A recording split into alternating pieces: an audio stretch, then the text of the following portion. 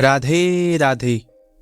अच्छी और गहरी नींद मिल जाए तो स्वर्ग की अनुभूति होती है और आप चाहते हैं कि कोई आपको नींद से नहीं जगाए।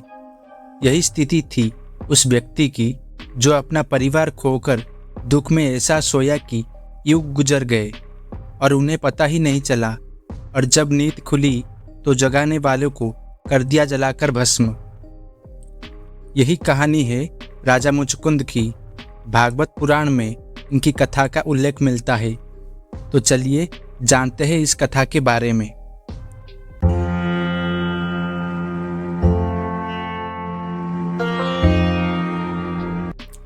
श्रीमद् भागवत पुराण के अनुसार परीक्षित ने श्री सुखदेव जी से पूछा, भगवान, जिसके दृष्टिपात्र मात्र से काल्यावन जलकर भस्म हो गया, वो पुरुष कौन था? किस वंश का था? उसमें कैसी शक्ति थी और वो किसका पुत्र था? आप कृपा करके बतलाइए कि वो पर्वत की गुफा में जाकर क्यों सो रहा था। सुखदेव जी कहते हैं, परीक्षित, वे इक्ष्वाकु वंशी महाराज मंधाता के पुत्र राजा मुचकुंद थे। वे ब्राह्मणों के परम भक्त, सत प्रतिज्ञ, संग्राम विजयी और महापुरुष थे। एक बार इंद्र आदि देवता असुरों से अत्यंत भयभीत हो गए थे। उन्होंने अपनी रक्षा के लिए राजा मुचकुंद से प्रार्थना की और उन्होंने बहुत दिनों तक उनकी रक्षा की।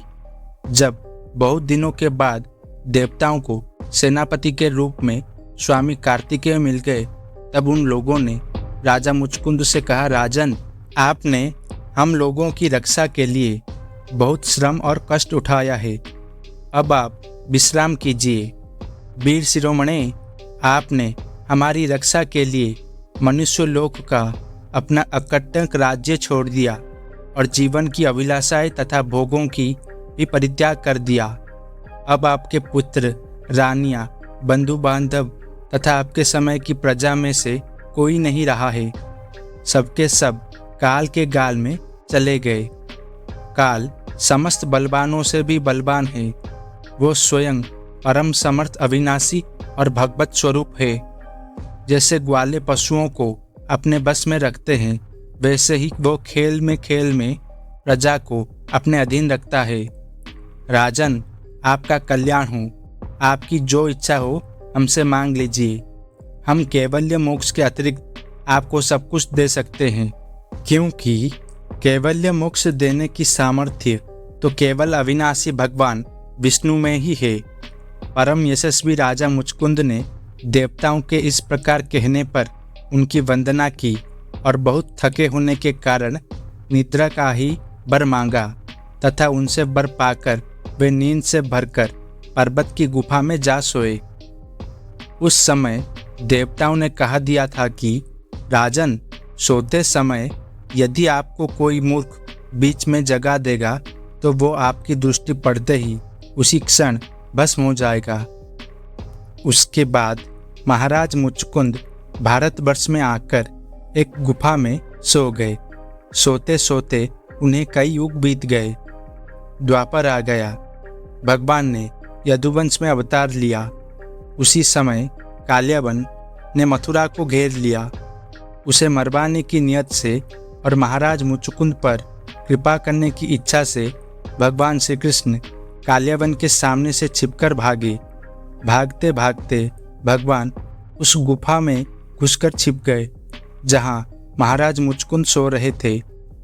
भगवान ने अपना पीतांबर धीरे से उन्हें ओढ़ा दिया और खुद छिपकर तमाशा देखने लगे। काल्यावन गुफा में आया और महाराज को ही भगवान कृष्ण समझकर दुपट्टा खींचकर जगाने लगा। महाराज जल्दी से उठे। सामने काल्यावन खड़ा था। दृष्टि पड़ते ही वो जलकर भस्म हो गया। अब तो महाराज इधर उधर देखने लगे। भगवान के तेज से गुफा जगमगा रही थी। उन्होंने भगवान श्री कृष्ण को मंद मंद मुस्कुराते हुए देखा। भगवान श्री कृष्ण का श्री विग्रह वर्षाकालीन मेघ के समान सांवला था। रेशमी पीतांबर धारण किए हुए थे। वक्षस्थल पर श्रीवत्स और गले में कौस्तुभमणि अपनी दिव्य ज्योति विकर रहे थे। 4 भुजाएं थी।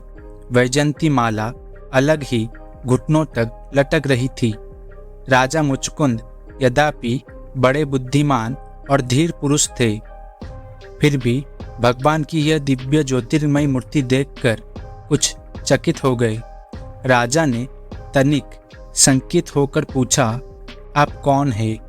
इस कांटों से भरे हुए घोर जंगल में आप कमल के समान कोमल चरणों से क्यों विचर रहे हैं? और इस पर्वत की गुफा में ही पधारने का क्या प्रयोजन था? क्या आप समस्त तेजस्वियों के मूर्तिमान तेज अथवा भगवान अग्निदेव तो नहीं है? क्या आप सूर्य, चंद्रमा, देवराज इंद्र या कोई दूसरे लोकपाल है?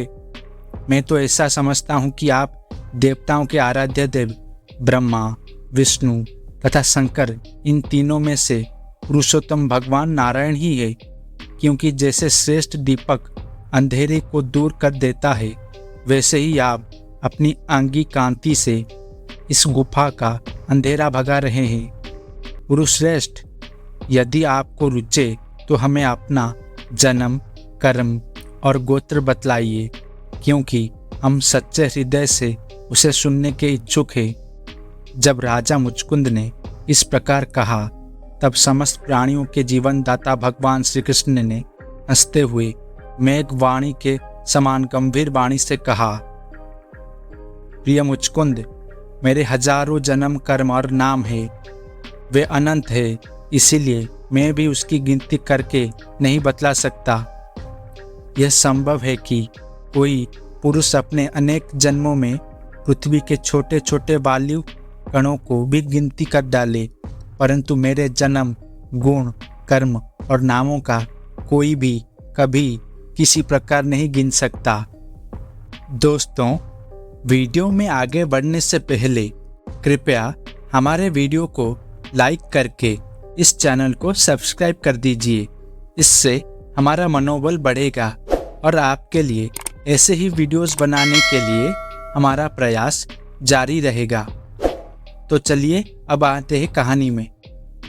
राजन, सनक, सननंदन आदि परमर्षिगण मेरे त्रिकाल सिद्धि जन्म और कर्मों का वर्णन करते रहते हैं, परंतु कभी उनका पार नहीं पाते। प्रिय मुचकुंद, ऐसा होने पर भी मैं अपने वर्तमान जन्म, कर्म और नामों का वर्णन करता हूँ।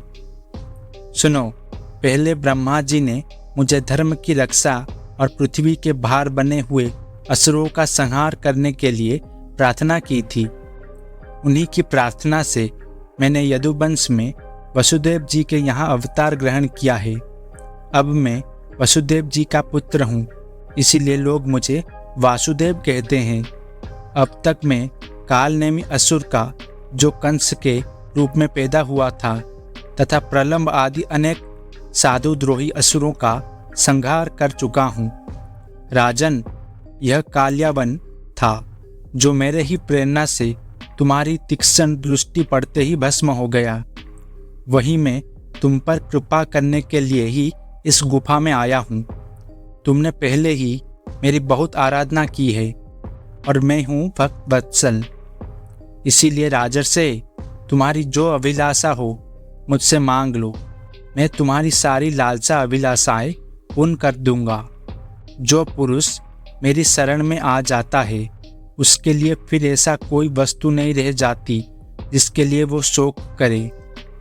जब भगवान श्री कृष्ण ने इस प्रकार कहा, तब राजा मुचकुंद को वृद्ध गर्ग का यह कथन याद आ गया कि यदुवंश में भगवान अवतीर्ण होने वाले हैं।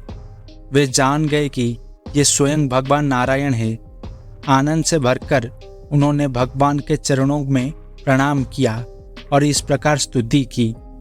मुचकुंद जी ने कहा, प्रभु, जगत के सभी प्राणी आपकी माया से अत्यंत मोहित हो रहे हैं।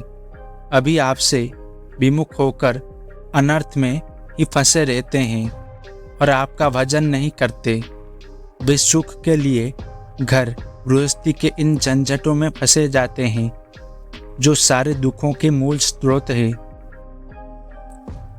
इसीलिए प्रभु, मैं सत्वगुण, रजोगुण और तमोगुण से संबंध रखने वाली समस्त कामनाओं को छोड़कर केवल माया के लेस मात्र संबंध से रहित गुणातीत एक अद्वितीय चित्त स्वरूप परम पुरुष आपकी शरण ग्रहण करता हूँ। भगवान, मैं अनादि काल से अपने कर्म फलों को भोगते भोगते अत्यंत आर्त हो रहा था। उनकी दुखद ज्वाला रात दिन मुझे जलाती रहती थी। मेरे 6 शत्रु कभी शांत ना होते थे। उनकी विषयों की प्यास बढ़ती ही जा रही थी। कभी किस प्रकार एक क्षण के लिए भी मुझे शांति ना मिली। शरणदाता, अब मैं आपके भय, मृत्यु और शोक से रहित चरण कमलों की शरण में आया हूँ। सारे जगत के एकमात्र स्वामी परमात्मन, आप मुझे शरणागत की रक्षा कीजिए। भगवान श्री कृष्ण ने कहा, सार्वभौम महाराज, तुम्हारी मति, तुम्हारा निश्चय बड़ा ही पवित्र और उच्च कोटि का है। यद्यपि मैंने तुम्हें बार बार वर देने का प्रलोभन दिया, फिर भी तुम्हारी बुद्धि कामनाओं के अधीन ना हुई। मैंने तुम्हें जो वर देने का प्रलोभन दिया वो केवल तुम्हारी सावधानी की परीक्षा के लिए। मेरे जो अनन्य भक्त होते हैं उनकी बुद्धि कभी कामनाओं से इधर उधर नहीं भटकती। जो लोग मेरे भक्त नहीं होते वे चाहे प्राणायाम आदि के द्वारा अपने मन को वश में करने का कितना ही प्रयत्न क्यों ना करें, उनकी वासनाएं क्षीण नहीं होती।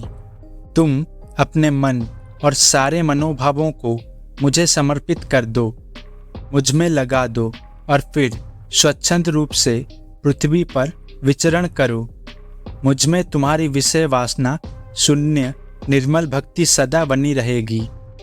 तुमने क्षत्रिय धर्म का आचरण करते समय शिकार आदि के अवसरों पर बहुत से पशुओं का वध किया है। अब एकाग्र चित्त से मेरी उपासना करते हुए तपस्या के द्वारा उस पाप को धो डालो। राजन, अगले जन्म में तुम ब्राह्मण बनोगे और समस्त प्राणियों के सच्चे हितैषी परम सुमध होगे तथा फिर मुझ विशुद्ध विज्ञानघन परमात्मा को प्राप्त करोगे। ऐसा कहकर श्री कृष्ण वहां से अंतर्धान हो गए और राजा मुचकुंद पृथ्वी पर विचरण करने लगे। अगर आपको ये वीडियो पसंद आया तो कृपया लाइक, शेयर और सब्सक्राइब जरूर कीजिएगा। राधे राधे।